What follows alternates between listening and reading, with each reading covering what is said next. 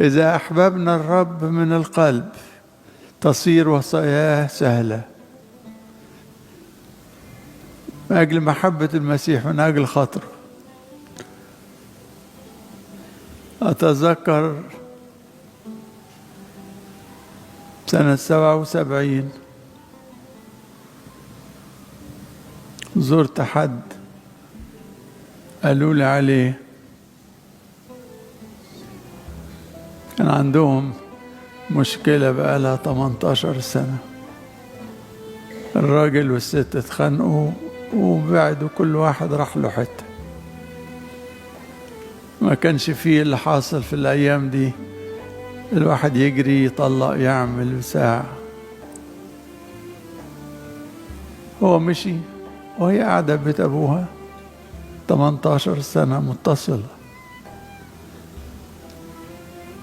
واحدة من الخادمات قالت لي، وأنا كنت مسافر أمريكا بعد أسبوع، فزرتهم، قعدت اتكلمنا في الإنجيل، والراجل راجل معلم كبير كده قال لي تاكل لقمة؟ قلت له طبعا اكل. قال طب اعمله، كان يوم 4. قال لي اعملوا. جابوا اللي عندهم، وقبل الأكل قلت له طب ليا كلمة. قال ايه؟ قلت له كفاية. قال كفاية ايه؟ قلت له كفاية أيام وحشة، وكفاية شر، وكفاية خصومة، وكفاية.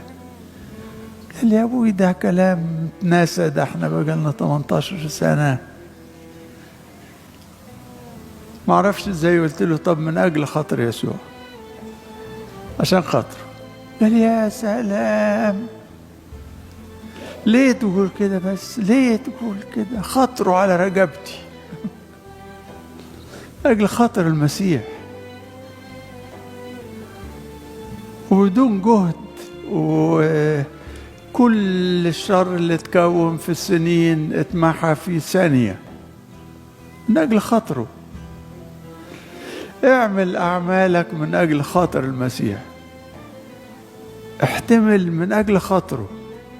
واللي بس أنا مظلوم يا سيدي، احتمل الظلم من أجل يسوع عشان خاطره. لو أنا قلت لك عشان خاطري في أي أمر وأنت بتحبني ينفع؟ فخلي الأمور في الإطار ده. نحن نعمل كل الأعمال اللي ربنا يقدرنا عليها من أجل خاطره، عشان خاطره.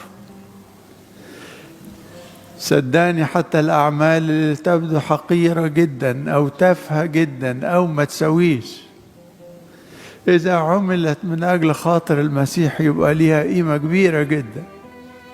حط دي في بالك.